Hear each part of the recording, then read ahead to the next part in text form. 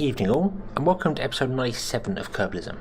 Now, with everything that happened with the space planes, I kind of went back to the drawing board and have been racking my head to try and find a way to lift fuel into orbit. And I was going back over some of the previous stuff I've done. Mainly I was going back to have a look at the original space plane I built that launched on a rocket and then glid back in and was real.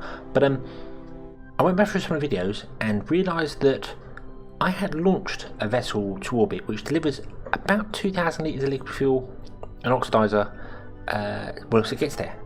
And I don't know why I just skipped over that completely. So I've gone back and I've thought, well, if I can do that, maybe I could modify it to become a mining platform. So I did. And this is it. This is one of those great, actually it's not one of those great big radial tanks, it's two of them with a big tank in the centre.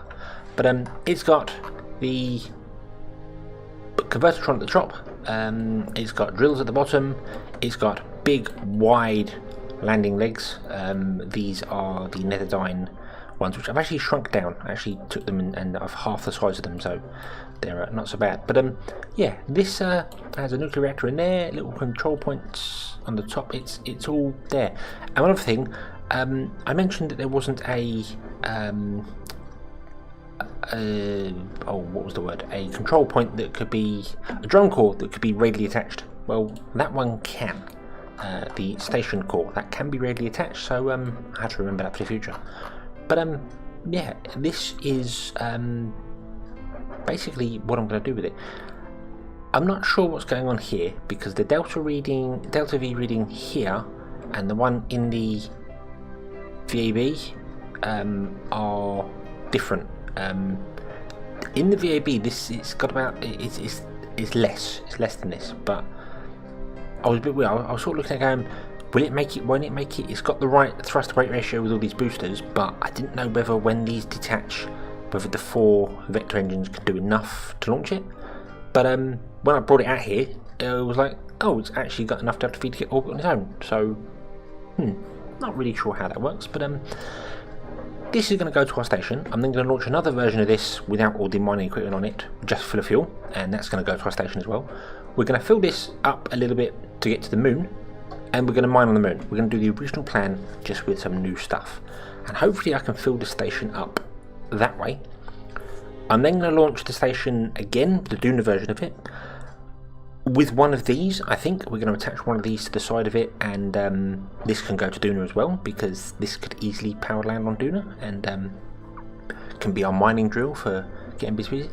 I'll then probably use exactly the same thing again, but with a metal storage rather than fuel, so it can produce rocket parts. At least I think that's how it's going to go, although that needs a workshop which needs Kerbals. So and the other thing that's convenient is this here, this 3 tanks in the centre. If I took them out, I could put in one of the citizen what was it called, civilian pods in the centre with like 40 Kerbals in it. So I think it's 40 Kerbals, it might be 24, I'm not sure. But anyway, yeah, let's turn the SAS on, let's rendezvous with our station. Where is our station? Over there. And we will launch this. I have been using MechJeb to do my ascents for a while, and it gets it terribly wrong. Every time it launches, and I end up ahead of the station. So I'm going to use MechJeb again, but when it tells me to launch, I'm going to ignore it, go back 10 minutes later, and then launch it then, or go a little bit later. But yeah, so that's the plan, and hopefully we can get this space program back on track for Duna. And the launch goes off without a hitch. I am really surprised that something of this shape actually flies. It's not really aerodynamic, although I suppose, well, it's round, but it's quite stable in the lower atmosphere, but once you get up high, it does get a bit wibbly wobbly.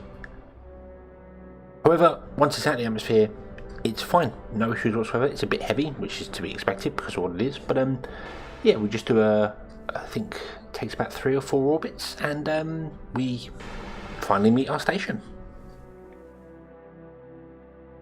Well, this thing was a little bit wibbly wobbly on launch. Once it dropped the boosters, yeah, it was wobbling all over the place, but then it's kind of to be expected considering it is quite large and quite lumbering. So yeah, all in all, not too bad. It's got here, that's the important part. So we are obviously here, and I'm trying to line up with the target, but MechJeb's not really having it. And also I realised I have just been a complete idiot. So let's turn that off and turn normal SAS on. We want to go down. Which way is down?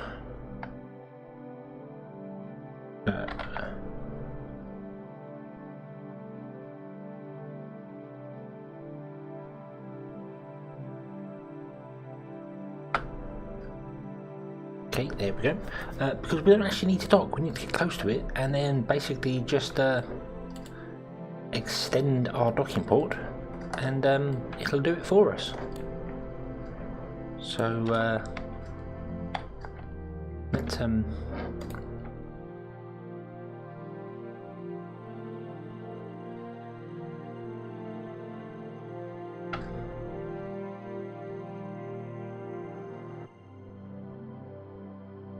this around. I'm going to rotate it so that I understand the controls again, because I'm not really sure what the hell MechJeb does, if I'm honest.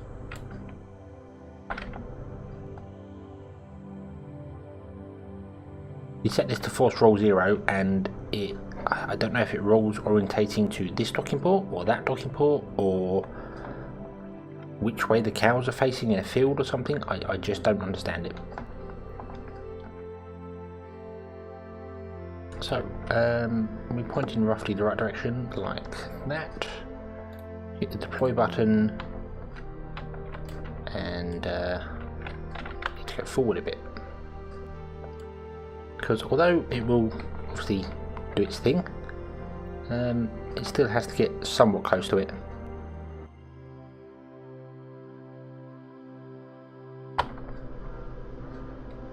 Come on.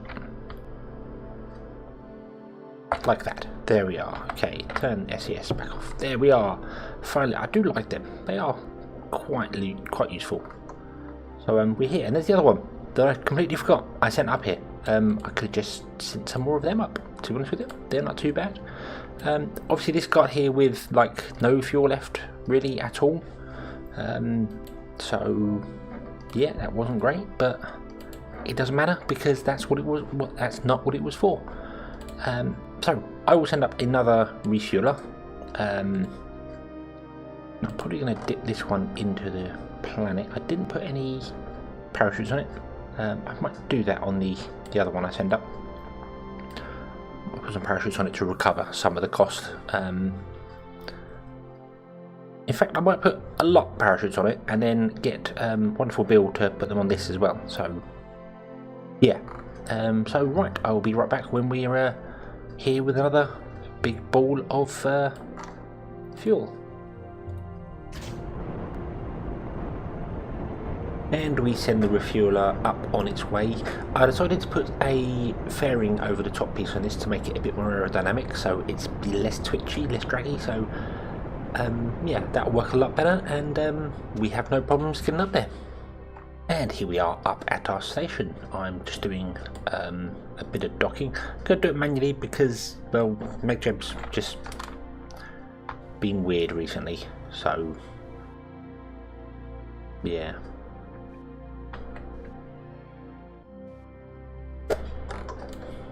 And I'll be honest with you, because I've been lazy and had MechJeb do it for so long, it's taken me a bit longer than I expected to actually figure out up, down, left and right again. And obviously I know the controls, but yeah, it's a bit odd trying to get the craft orientated right, or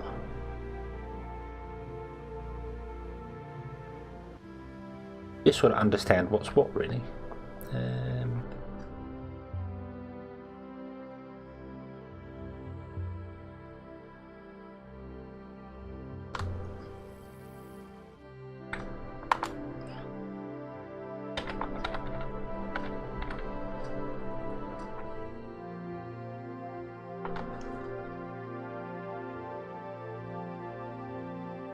think I'll extend that already, and then if we get somewhere close, that can do its wonderful grabby grab trick. But again, MechJeb's doing it's wobbling for some reason. It overcompensates, and I don't know why it does that. It just doesn't make much sense.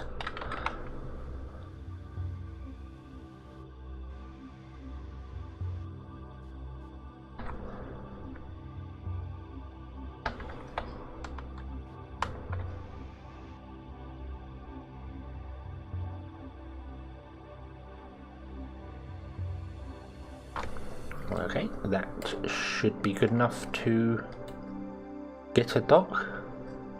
Turn the RCS back off. And it was close, but again, we're wiggling. Stop wiggling. That's the problem. In fact, MechJeb, go away. We'll use the standard SAS for this. The only reason I was using MechJeb really there is because our standard SAS with this pod doesn't have the ability to point at a target.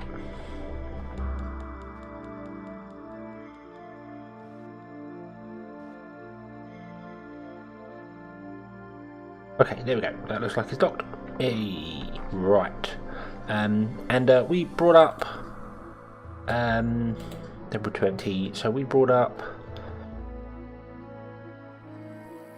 4,000 litres of liquid fuel. 4,200 litres, I guess that's litres. I think it figured out to about 47 tonnes if I saw that correctly. But yeah, that was quite good. It does take a lot for these to come back down again. I said I'm going to put parachutes on them, and that's what it takes. I've just realised that's wrong. I've managed to muck that up somehow. There should be 4. Oh no, there are 4, but yes.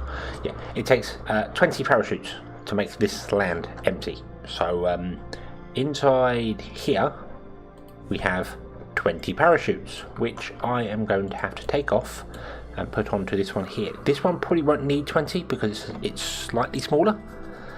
But I was going to put 20 on it anyway because, well, why not? Because I can, basically. I also might refill up the monopropellant on this thing here, steal all the monopropellant from them. But yeah, so I'm going to do that and transfer the fuel around and sort stuff out, and then we'll deorbit these, and then we'll go off back to the moon. So, with all the parachutes attached to that craft over there, Bill can go back into the pod, and we are ready to deorbit these things and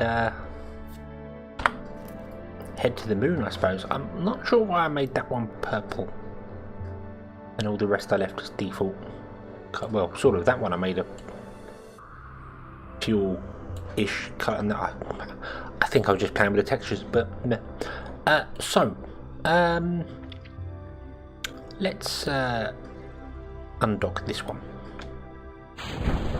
Oh, I keep pushing space, and retract that. Point ourselves retrograde, and obviously all we've got is monopropellant. They've all got 120 monopropellant, all 3 of them. I didn't think this one needed that much monopropellant. We can of course convert ore to monoprop, which is going to be pretty good, so I'm just hoping that 120 is enough to deorbit this thing. But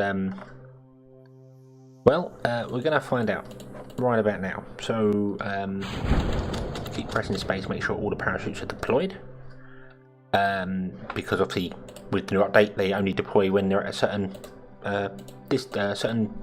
they won't deploy when they're dangerous, they'll only deploy when they're good. So yeah, turn on that, and I don't know what mod does it or whether it's part of default Kerbalism, but if you have no fuel but you do have RCS, the RCS switches to becoming throttleable. So I know you can do that in the options here. I've done that a lot in the past. You can turn it on so they're always throttleable. But yeah, I'm not sure if it's a mod I've got or if it's just part of Kerbal Space Program now.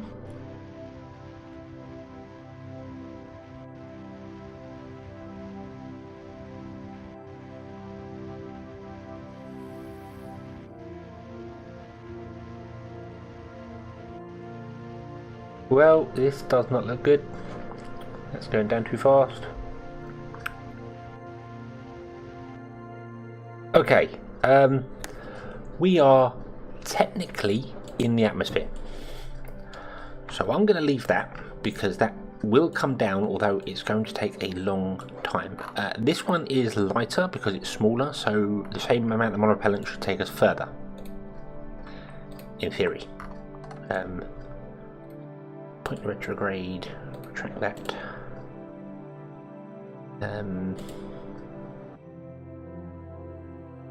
Let's have different RCS on it as well, so maybe that would make a difference, I don't know.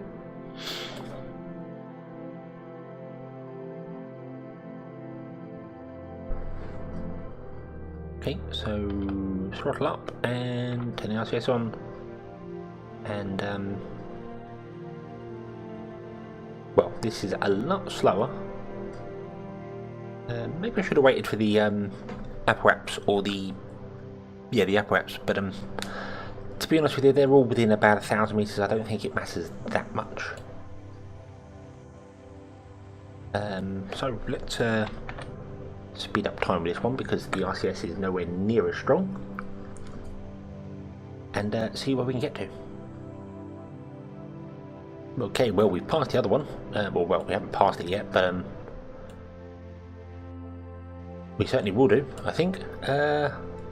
Obviously, this is, as I said, is a lot lighter, so it makes sense that it's going to dip deeper into the atmosphere, because the RCS is just going to be more efficient.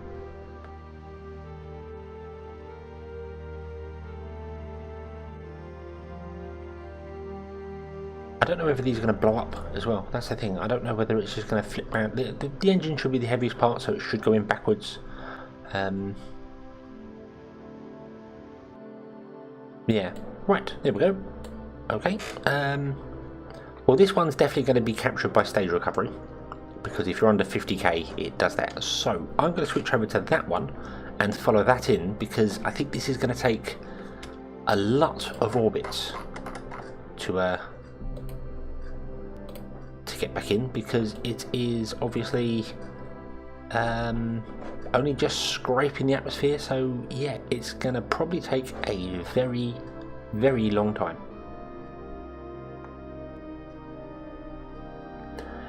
And by a very long time, I meant a very long time. 1 Kerbal day, 3 hours and 10 minutes. It's about half an hour per orbit. So this is the 19th time we have dipped into the atmosphere. Nearly 20 orbits. I'm not even sure whether we're going to get perfectly caught this time or not.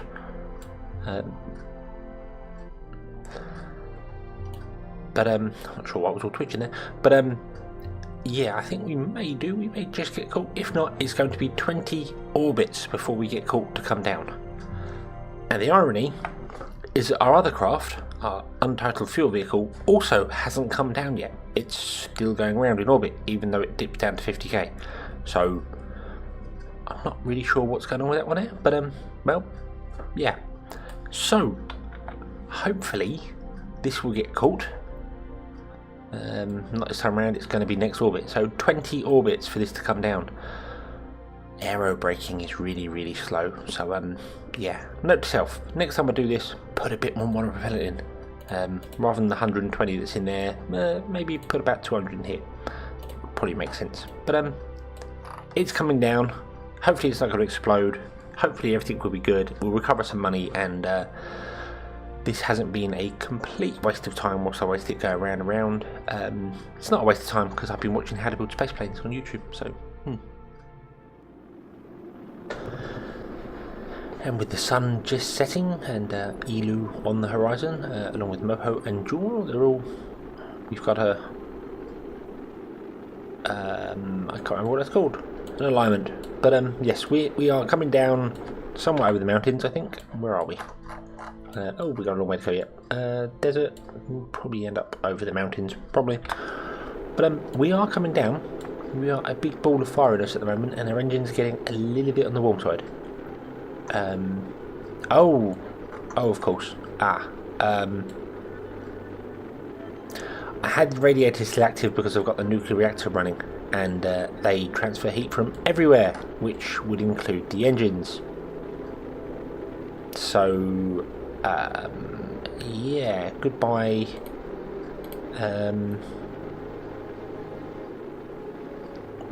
Radiators. The nuke's probably going to be good. I have got it set to switch off automatically, so that'd be fine. It'll be fine. That's a drawback. I have them radiators active on the launch, and by the time we get into space, they are on the brink of exploding because obviously they dissipate all the heat from the engines and from the thermal. So I should really turn them off during ascent because the engines provide enough electricity. But I don't know. It's just sometimes easier to have them on all the time.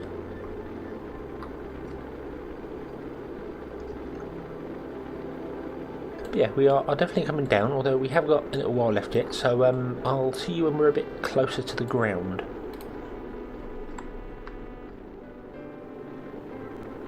So we're coming in very, very fast, a little bit worryingly fast. I think this might be a little bit too aerodynamic, and it's not actually slowing us down enough, and there are mountains down there. This isn't going to go well. Oh dear, our parachutes aren't coming out. We're going too fast. Okay, yeah, this is going to go boom. Oh dear, oh dear. I should have put some drogue chutes on it. That would have probably helped a bit. Yep,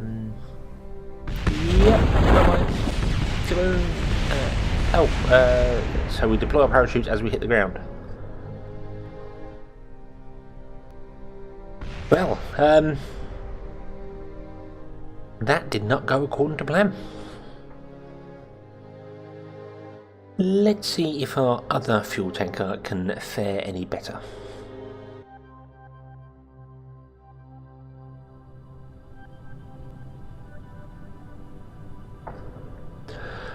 Well, it looks as if we're coming down to the mountains again, and this is not ideal at all.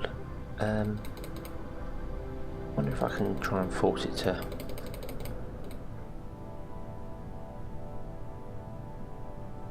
There's no body lift because it's obviously circular. However, our parachutes have deployed. That's a good sign. That's a really good sign.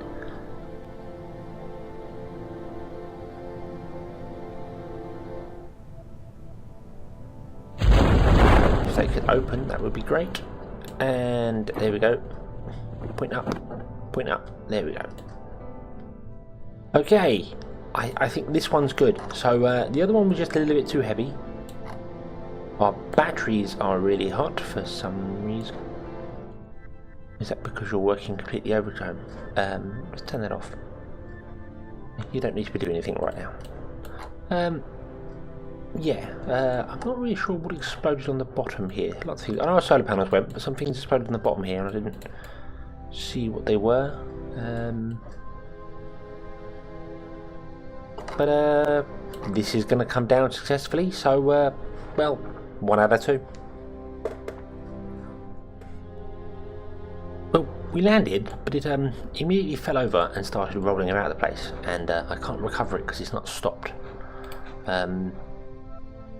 Really do with it not spinning too fast, because otherwise this is going to break everything. Oh no, we lost that one as well.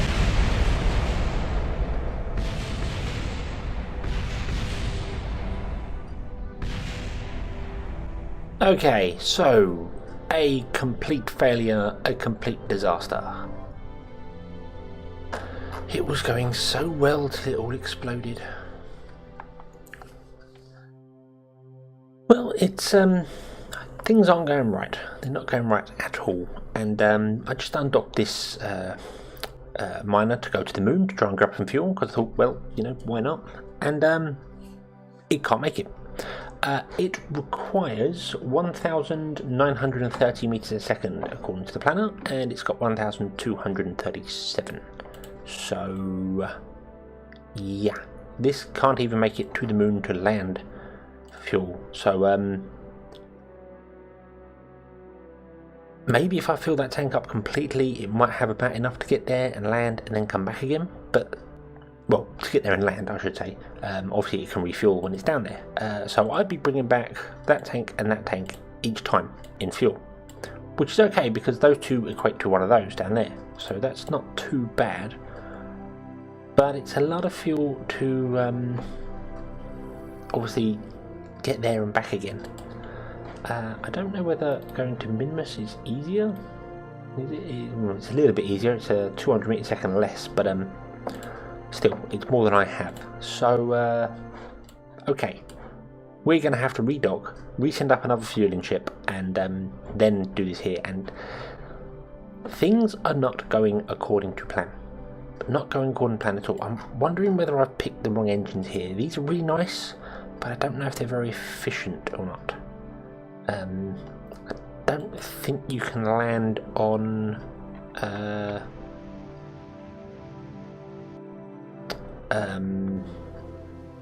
nuclear engines on the moon. I don't think they're strong enough to allow you to actually land on them, just using the nukes. So maybe I need to look at something else here.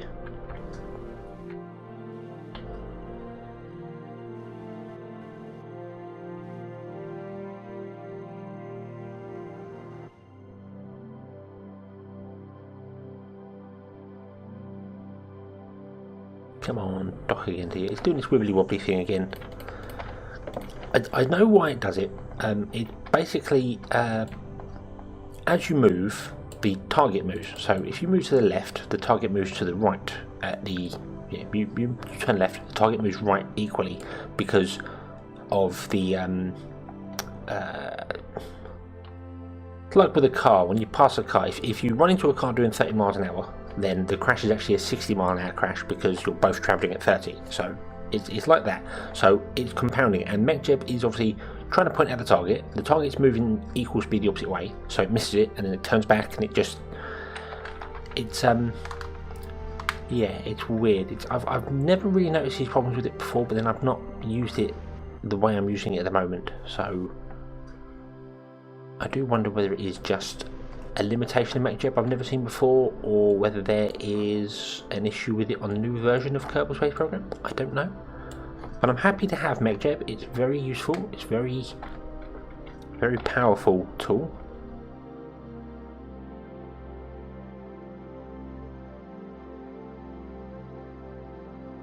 I'm probably just not using it properly.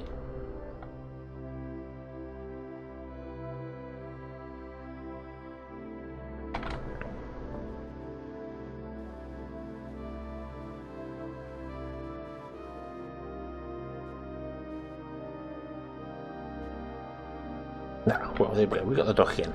Okay, so I didn't really want to bring up any more fuel because it's just not really working for me at the moment. But I may have to, or maybe bring up some other engines for this, because this is never going to return to a planet. It's supposed to be going backwards and forwards between the moon and here to refuel this. And then obviously refuel the other version of this once we get here, because that's the one going off to Duna. But for the minute, it's not on hold. It's just we're just waiting for time to come along. What have we got here? 92 days to Dres and 104 days to Duna. So yeah. So I'm gonna leave this one here and step away from Kerbal Space Program again. I did have a couple of weeks, well, about 10 days off because of stuff going on in real life, and I've come back and it's all gone bloody wrong. So I think I might try and go back to the drawing board a little bit and see if I can do something different. So thank you very much for watching. I hope you've enjoyed this episode. I hope to see you again next time, and until then, as always, have fun.